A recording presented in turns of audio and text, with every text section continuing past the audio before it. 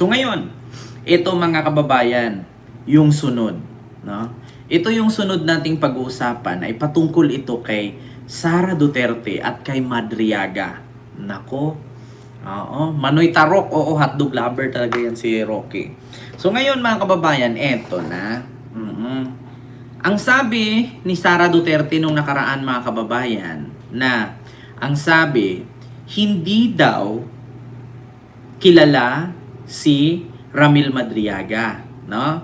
Hindi daw kilala, wala daw silang relasyon bilang ganito, bilang ganyan. So wala daw mga kababayan. Tinanggi po yan ng opisina ni Sara. Pero simula po nung itinanggi ni Sara yan mga kababayan, si Ramil Madriaga, patong-patong na po ang mga bidyong lumalabas na mismo siya nagsalita. Kita nyo mga kababayan? Sir Tek, nagpapasalamat tayo sa mga supporters natin na lahat sila all out support sa ating Sara All For You. No? Isa dito ang ating Isip Pilipinas. Ang ibig sabihin, Sir Tek, ng Isip Pilipinas is, Inday Sara is my Vice President. Makita nyo? Isip.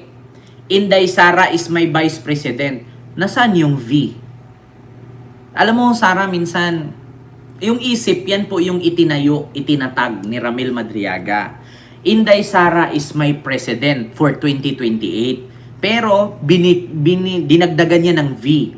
Inday Sara is my vice president. So, hindi na isip yun. Ang tawag doon, isip. Isip na dapat yun. Inday Sara is my vice president. So, isip is my president. So, dinagdagan niya para hindi malaman ang kanyang plano na tatakbo siyang presidente sa 2028. Bukod dyan mga kababayan na itinanggi ni Sara na hindi daw niya kilala si Madriaga, ito ang sagot ni Sara, mga kababayan. Pakinggan ninyo. Ako po, pag may aligasyon ako, lagi po ako nagbibigay ng ebidensya pagpapatunay doon sa katotohanan ng aligasyon ko. Dapat po kapag merong aligasyon, merong binibigay na ebidensya. Dahil kapag wala, ang tawag doon ay chismis. At ang tawag sa taong nagpapakalat ng gano'n ay chismis. Kung si Sara daw mga kababayan maglabas ng aligasyon, dapat may ebidensya. Kasi siya daw, ilang beses daw siya naglabas ng aligasyon, may ebidensya. Kasi ang tao daw na nagpakalat ng aligasyon na walang ebidensya, ang tawag po doon chismis. Ang tawag sa taong nagpapakalat ay chismosa. Sa mga hindi nakakaalam, mga kababayan, bilangin po natin. Yan po ang sagot ni Sara. Bilangin po natin mga kababayan. Yung unang chismis na nilabas ni Sara, si First Lady Lisa, noong namatay si Paulo Tantoco, kasama daw. Andun daw sa kwarto, si First Lady Lisa, tinurukan daw nila ng droga si Paulo Tantoco. So, asaan po ang ebidensya na si First Lady Lisa ay nandoon? So paano po nangyaring magkasama sila ni Paulo Tantoco? Hindi naman parte si Paulo Tantoco ng President Group. Diba? First Ladies Group. Kasi si Tantoco is asawa lang naman ng staff. So ngayon mga kababayan, pangalawa, naalala nyo na meron siyang nilabas na issue, yung patungkol sa overpriced laptop ni Saldico. Ginamit daw niya ang kanyang intelligence fund para imbestigahan ang overpriced laptop ni Saldico. Ngayon, ang tanong mga kababayan, nasaan po yung ebidensya, Sara, na ginamit mo? E di sana kung ginamit mo ang confidential fund laban kay Saldico, e di dapat dinimanda mo na si Saldico.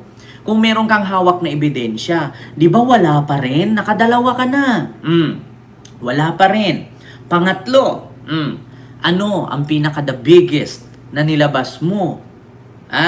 Na halos lahat naman ng niyayaw-yaw mo, Sara. Wala kang ebidensyang pinakita. Sabi mo, ang may hawak ng pondo si Martin Romualdez at si Saldico. Ang may hawak ng pondo sa Pilipinas. Tapos, noong ichinek na ngayon, hindi naman pala si Martin at si Saldico. Kung di, sino ang may hawak? Yun naman pala mga sekretary ng DPWH, si Bunuan at saka si Bernardo. 'Di ba? Lahat talaga sa totoo lang mga kababayan. Ang sabi niya, kapag maglabas ng aligasyon, may ebidensya. Kasi kung walang ebidensya, chismis yan. Ang taong nagpakalat ng chismis, chismosa. O di ba bumalik sa kanya? So ngayon mga kababayan, yan ang sabi ni Sara. Never daw niyang kilala si Madriaga. Ngayon mga kababayan, si Madriaga sumagot. Oo. Ako po. Kampo ni Madriaga mga kababayan. Sumagot ang kampo ni Madriaga. Patay ka dito Sara, wala kang takas dito. Naku po. Ito mga kababayan, ang kampo ni Madriaga. May resibo raw ang kampo ni Ramil Madriaga na magpapatunay na kilala siya ni VP Sara. Nako. Itinatanggi man ng bise ang anumang kaugnayan sa Patay dating ka, umanong Sara. bagman. Iba raw ang sinasabi ng isang video mula noong 2020 campaign. Naku. Yung sa mga larawan, madali niyang i-deny yun kasi marami nagpapapicture sa mga politiko. Pero yung isang video footage na nakuha namin sa YouTube, maririnig mo ron, siya pa yung, during the campaign niya, I think February 6 or 7, 2020, yan, yung video na yan. Tinawag si Siya pa Ramil. yung kumuha ng bandera at ang tawag niya, Sir Ram. Hinahanap niya si Sir Ram, which is si Ramil Madriaga. Ayan. At tapos, yung mga tao sa paligid, sinabi kay Ramil na, Kuya Ram, hinahanap ka ni Mayora. So, the video speaks for itself. Sa kanya na affidavit, sinabi ni Madriaga na suportado umano ng mga pogo at drug lord ang political campaign ni VP Sara. Paniwala ni Duterte, may kinalaman ito sa kanyang posibleng pagtagpo sa 2028, bagay na itinanggi ng abogado ni Madriaga. Manatiling nakatutok sa Nako. Milyonaryo News. Kita ninyo mga kababayan, alam mo sa totoo lang, ang mga DDS galit na galit dyan. Sabi nila, hala, kung basihan lang pala ang picture, edi si BBM kasama niya yung mga magnanakaw, edi sana lahat sila. Sana lahat sila, pati si PBBM, kasali kasi may picture. Sige, given na yon. Kung picture lang daw ang basihan, edi si BBM sangkot din daw. Sige, tanggalin natin ang picture, doon tayo sa video. Ngayon, paano naman ipaliwanag ng mga DDS ngayon na tinawag ni Sara si Ramil Madriaga nung kinuha niya yung flag? At sinabi bang, Sir Ram, ito yung flag na inabot sa akin, pakihawak. Tapos tinawag pa ng mga kameraman at mga bodyguards, Oy, Kuya Ram, tinawag ka ni Mayora, yung flag daw. So kung hindi magkakilala si Sara at si Madriaga, bakit tawagin ni Sara si Madriaga? Pwede naman ang tawagin niya si Kateki, yung bodyguard niyang gwapo, di ba? Dapat sinawag niya Kateki, hawakan mo nga itong flag. Or di kaya Latcheka, pinaka-head ng aking security group, pakihawak nga ng flag. Bakit si Ramil?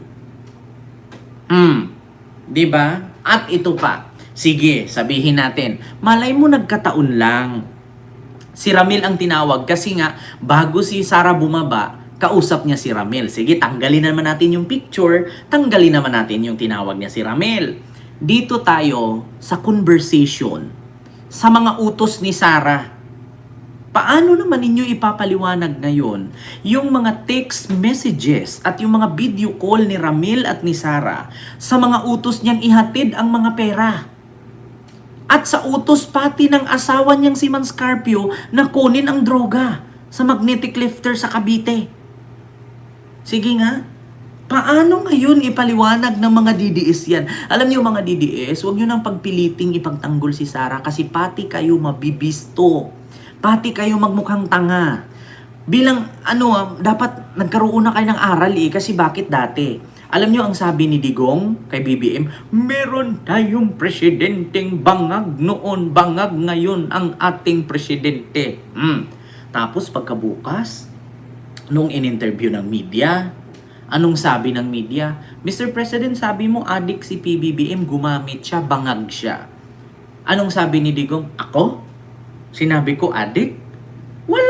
Wala ko sinabing adik.